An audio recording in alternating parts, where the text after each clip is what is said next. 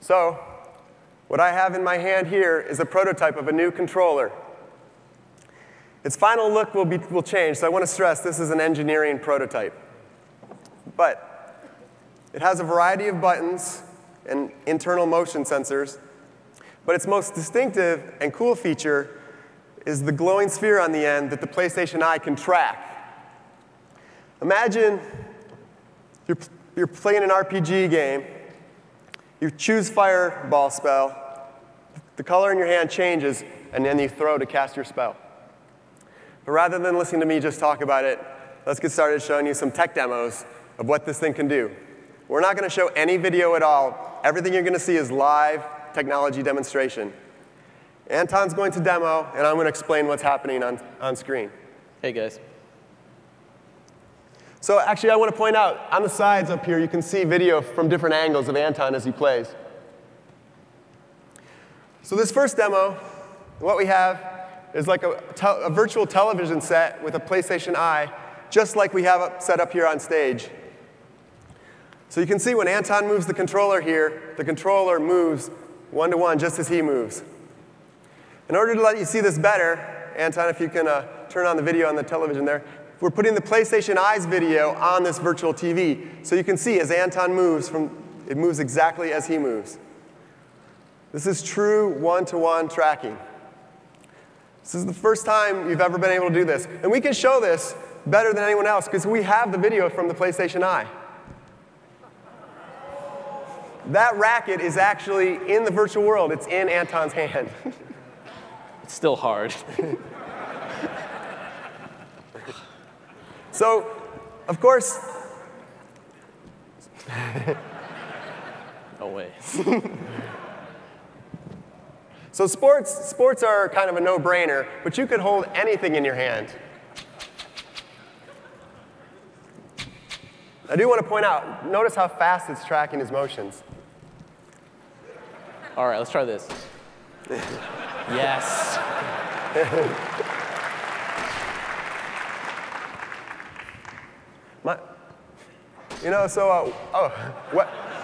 Weapons are always good. Especially large ones. So my son loves this demo, actually. You can imagine if he could be Ratchet and he could hold Ratchet's weapons in his hand while he plays. He would die for that.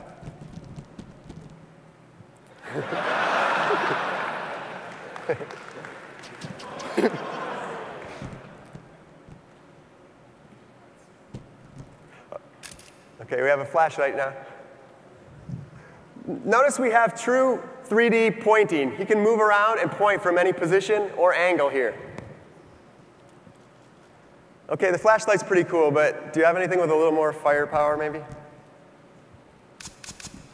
Oh, yeah. A foam dart.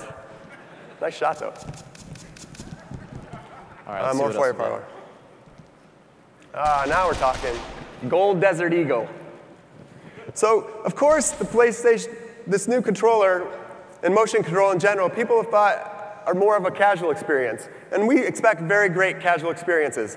But we also want to enable some more gamers games. We think that'll be a great use of this controller, too. So if you want to switch to first-person shooter mode, Anton can actually move around the room and point and shoot things. My hands weren't so jittery I could actually hit something. We learned from iToy that buttons are needed for some experiences. There's some experiences you can do without them, but some experiences there's just no other way to do. There's really no other way to do this without a trigger. It just wouldn't feel right. OK, so let's see anything else? We got one more thing. This is always difficult. Oh, yeah. So you can imagine the kind of special effects we could overlay with the video and the graphics here. Now, we're going to switch gears completely here. This next demo, it may look simple, but it's one of the hardest things to do precisely. Anton is effectively reaching into the scene, bridging the gap between the real and virtual worlds. This is the foundation for the ultimate sandbox. You could build anything in this. The game development is really excited about this because the possibilities are limitless here.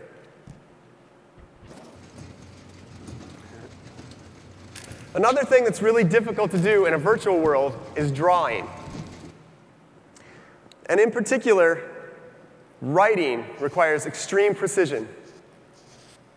The tip of that pencil Anton's using is being tracked at sub-millimeter accuracy.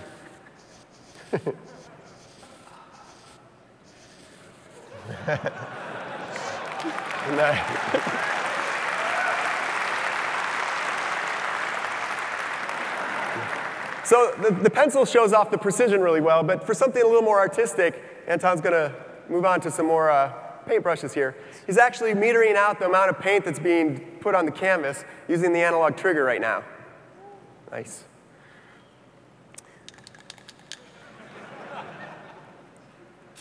For something like a spray paint can, the angle actually matters of what he's doing here. Ooh, dripping right down the wall there. Nice. Yeah. Of course, if you just want to mess around. You can do that too. So drawing is a kind of fundamental capability, but it doesn't have to be used literally. Let's see what else we got.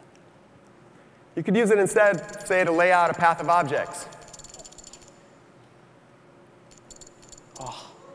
I'll help it out. You could always try again. Better.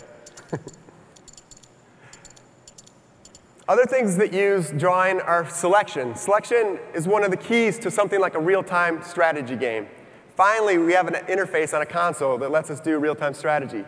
Here you can see Anton's lassoing troops, and then he draws a path for them to follow.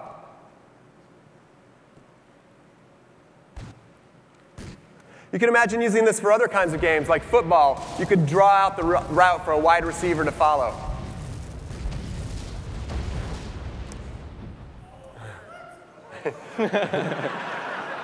Blurring the lines between RTS and first-person shooter here. We already showed first-person shooter once, Anton. Well, it's always good.